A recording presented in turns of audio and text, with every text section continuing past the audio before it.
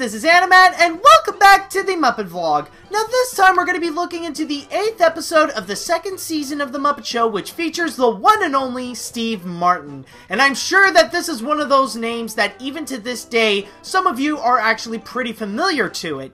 If you guys don't know, Steve Martin nowadays is known as one of the greatest comedians of all time, or at least one of the greatest comedians that is still living today. His crazy, goofy, comedic antics have been very legendary in terms of stand-up, and then he would go on to be a successful actor as well. Not only that, but there are some of which that he has even written, which would go on to be great successes, and like even just fantastic comedies. Some of the films that you might know that he was in would include Little Shop of Horrors, also The Jerk, Planes, Trains, and Automobiles, Roxanne, Cheaper by the Dozen. I'm trying to think what else. Oh, Bowfinger. Actually, Bowfinger is one that I really do like. But not only that, in recent years, he has actually earned some Lifetime Achievement Awards, including a Governor Award from the Academy Awards, for his amazing comedic talent that he has brought on throughout the years in his entire lifetime, and not to mention that he is also an amazing banjo player. Now, going into the episode that he appeared on The Muppet Show, I gotta say that this is probably one of the most unique episodes that I've actually ever seen. And actually, this is one of the more interesting episodes, considering that technically there wasn't a show. Now, Kermit pretty much screwed up on the schedule of what's going to be going on, and apparently there wasn't an actual show going on, and instead he wanted to spend the time doing an audition. And it kind of really screwed up with the schedule with everyone, like, all the audience had to leave, and the performers, well, like, they had to be on the side. Like, they do appear, but they're just, you know, they gotta be sitting with the audience next to Kermit and stuff like that, including Steve Martin, who didn't get the memo. But I will say, the one thing that is actually very interesting about this episode is how everything is pretty much downplayed. This is not like the big productions that they would normally put up. Like, this is just very downplayed. These are like a continuous cycle of like short sketches after short sketches after short sketches. Often they would bring in running gags, and sometimes there are some musical numbers, but they're not as grand, they're not as extravagant. You could tell that this is on audition because there's not much of a setup, there's not much of a background. You just see the Muppets just performing. And, you know, it's actually quite very interesting because it actually suits very well with the episode that they're trying to go. Technically, there aren't really memorable sketches that is really going to catch on to you, but it does work in a sense that this is just all auditions, and basically, it does feel like these are just like the rejected sketches that didn't necessarily make it into a regular episode of The Muppet Show, and what they do is that they just want to put up auditions so that they can put up all the little stuff that didn't necessarily happen and put it there. I'm not saying that's that's the whole point of the episode, but it does feel like it. At the same time, where you do get a lot of numerous sketches, but also you get a lot of interesting gags that actually relate with a lot of characters.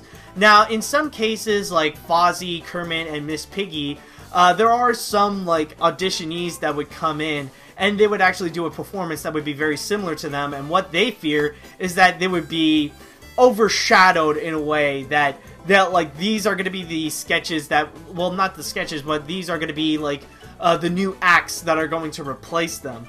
And so, like nothing too serious pretty much happened. It's not like a Muppets scenario. It's just like they're just, you know, they just appear for a little gag of how they're being like, how they're pretty much like the new versions of like our favorite characters, and the old ones are not having it whatsoever. As for what we see with Steve Martin, of course, like this is another one that is a bit downplayed, but you could tell that Steve Martin is having a lot of fun with it and is actually playing along with the whole audition bit, where his acts are not necessarily too big. They're not big musical numbers. they're not like well prepared. Well, what I mean is, well, I don't necessarily mean well prepared. What I mean is that, like, you could tell that everything is mostly improv by Steve Martin, and you get little bits of his comedy where he would juggle or try to make balloon animals.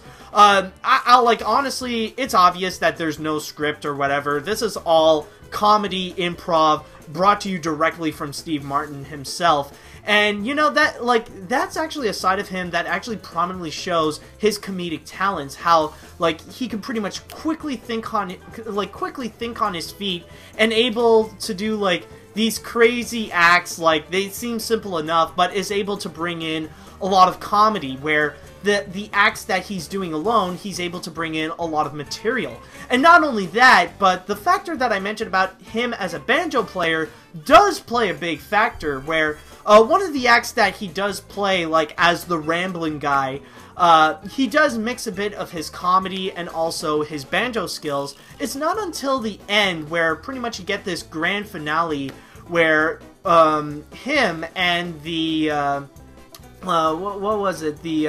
Well, hold on. The Jug Band. Sorry, I just had to look a bit onto Wikipedia to help me out a bit. But him and the Jug Band, like, they performed this grand finale with a little bit of help of all the other acts that previously came in before to do the dueling banjos. It's it's not necessarily dueling banjos because only Steve Martin was in the banjo, but it's pretty much like a collaborative dueling banjos number where him and the Jug Band, like, would just perform this fun this fun little number, and it really is a lot of fun.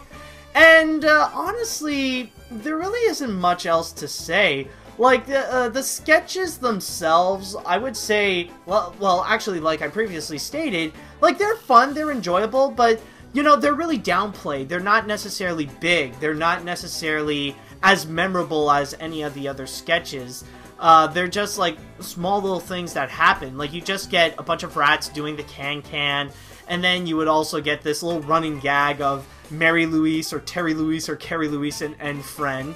And then you would also get, like, a few other numbers as well. Like, you actually get Statler and Waldorf doing a little number, and then you would also get Marvin Suds with singing food, and then you also got the Flying Zucchini Brothers. So you get all, like, this entire mishmash of all these little acts coming together and just you know, just doing little fun things. So this is, like, pretty much quick, it's simple, and, like, it's quick, fast paced, and, you know, it's, like, on the spot. Not necessarily the greatest, but, you know, like, they're just fun, small little bits and pieces. And one little thing I would like to add that actually does bring in, you know, a bit of atmosphere with the whole feeling that this is a bit of a, like, audition thing, that there isn't really much of an audience, is the way that they handled the laugh track and also the applause. Because, like, normally, this is the kind of show that would normally have, like, a huge laugh track every time something funny would actually happen. Or, like, after, like, once like a sketch or a musical number would finish, like, you would hear this big applause. But in this case, like, in order to bring in more of the atmosphere that this is just an audition and there isn't really much of an audience, you only get to hear a little bits and pieces of people laughing on the side. Like, maybe, like, 2 or 3 people. And, like, you would just hear, like, just some applause. Not an entire, like, audience applause, but just some of them. And honestly, like, that's actually pretty good that they added in, like, a bit of a fine detail to add in to really emphasize that this is a really more of an audition episode, more so than a regular episode of The Muppet Show, and it's actually pretty cool. So overall, I would say that technically this wouldn't be the best episode of The Muppet Show there is out there, but it definitely is one of the most unique and one of the more interesting episodes in terms of its creativity and how they pretty much handled it.